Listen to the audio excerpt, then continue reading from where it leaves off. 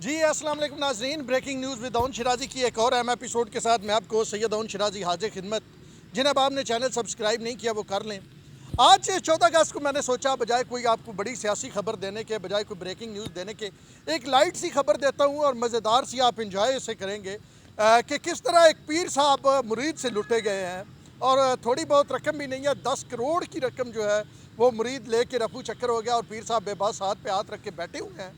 ज़रा थोड़ी सी मैं आपको कहा यह जाता है ना वैसे कि पीर मुरीदों से पैसे लेते हैं जी, पीरों ने माल बना लिए हैं, करोड़ों अरबों की जायदादें बना ली मुरीदों से नजराने लेके। लेकिन यहाँ पे डिफरेंट किस्म का वाक़या है। मैं आपको ज़रा इसकी तफसील बताता हूँ, आप भी बहुत इसे इंजॉय करेंगे यकीनी तौर पे। कहानी कुछ इस तरह से है कि जनाब आली पीर साहब हैं रावलपिंडी के, बहुत बड़े मशहूर पीर हैं। उनके बेटे हैं, वो भी बड़े मशहूर हैं, तो लोग उनके साथ सेल्फियों की ख्वाहिश करते हैं।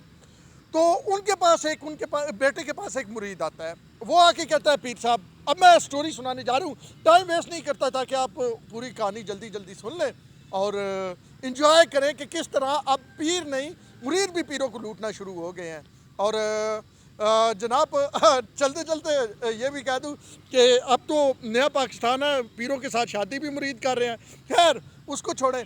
10 करोड़ का ये खेल है। मुरीद पीर साहब के पास आता है, हार्डली 4 मिनट में ख़त्म करता हूँ। और वो आके कहता है पीर साहब मेरे लिए दुआ करें, मेरा एक बहुत बड़ा बिज़नेस शुरू करने जा रहा हूँ और अगर आपकी दुआ लग गई तो मैं तो बड़े, मेरे पास तो पैसे आ जाएंगे, तो आप काइंडली दुआ करें। पीर साहब दुआ शुआ करते हैं, कोई 20 दिन गुजरते हैं, 25, और वो मुरीद पीर साहब के पास आता है और एक भारी नजराना आके पीर साहब को देता है। और पीर साहब उसकी जानब देखते हैं, वो मुरीद कहता है जी ये मेरा बिज़नेस जनाब तरक्की कर रहा है और ये मुनाफा बहुत आ रहा है, तो मैंने आपके से निकाला है। वो नजराना जो होता है वो 10 लाख रुपए होता है।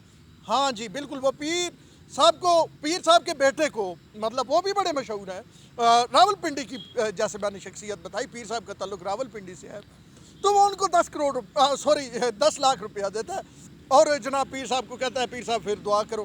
पीर साहब दुआ करते हैं, वो चला जाता है।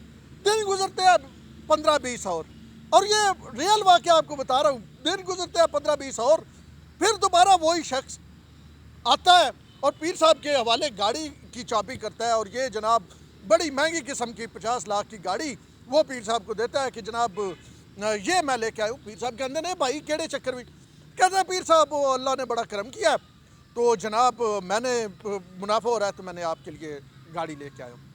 अब जनाब पीर साहब बड़े खुश होते हैं, बड़ा शोटोकॉल उस शख्स को मिलता है और जनाब वो फिर चला जाता है दुआ करवा के।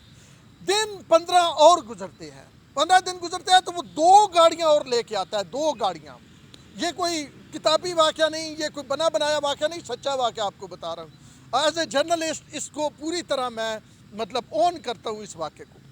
तो जनाब वो 2 गाड़ियाँ लेके आता है, महंगी गाड़ियाँ, तकरीबन ऑलमोस्ट 1 करोड़ का माल होता है। पीर साहब देखते हैं, पीर साहब सोचते हैं यार ये कौन सा बिजनेस है जो इतनी तरक्की दे रहा है। वो कहता है बस पीर साहब थोड़ी दुआ चाहिए।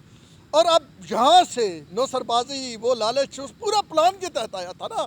वो पीर साहब कहते हैं मुरीद ख़ास हो जाता है ना जब गाड़ी लेके एक आता है, तो उसके बाद तो मुरीद ख़ास, और जब 2 लेके आता है तो फिर और ज़्यादा। वो पीर साहब अंदर अपने उस मालनुमा कोठी में उसको बुलाते हैं और कहते हैं कि मैं इस ना बिज़नेस में इन्वेस्टमेंट करना चाहता हूँ। वो कहता है जी बिस्मिल्लाह आप इन्वेस्टमेंट करें, आपकी इन्वेस्टमेंट सरकार, मेरे लिए तो बरकत होगी, आप तो 1 रुपया करेंगे, मेरे लिए वो 100 रुपया होगा, और आपकी दुआ से ये सारा कुछ है, अगर दुआ से ये हो गया तो इन्वेस्टमेंट से क्या होगा। तो वो जनाब पीर साहब उसको 10 करोड़ रुपया देते हैं। यानी वो पीर साहब मुराद छोटे पीर साहब के बेटे, वो भी पीर साहब ही हैं। तो वो रावलपिंडी वाले छोटे पीर साहब 10 करोड़ रुपया उस अपने मतलब मुरीद को देते हैं जो उनसे पहले दुआ करवा के गया था। उनको 10 लाख रुपया, फिर 1 गाड़ी, फिर 2 गाड़ियाँ दे के गया था। वो जनाब बड़ी दुआएं भी देते हैं उसे, और वो हाथ जोड़ता है और कहता है पीर साहब मेरी तो किस्मत बदल गई, आपने इन्वेस्टमेंट कर दी, ये है वो है। अब फिर कहानी आगे क्या जाती है कि जी वो कहता है मैं ना, पीर साहब उसे कॉल करते हैं, राब्ता करते हैं, राब्ता शाब्ता कोई नहीं होता, और पीर साहब उसे ढूंढते हैं। वो कह के जाता है मैं 20 दिनों बाद फिर आऊँगा, मैंने बैरून मुल्क का भी चक्कर लगाना है। तो 20 दिनों बाद पीर साहब क्या 20 दिन गुजर गए, 1 महीना गुजर गया, 2, 3, 4, 5, आज जब मैं आपको ये कहानी बता रहा हूँ 6 महीने गुजर चुके हैं।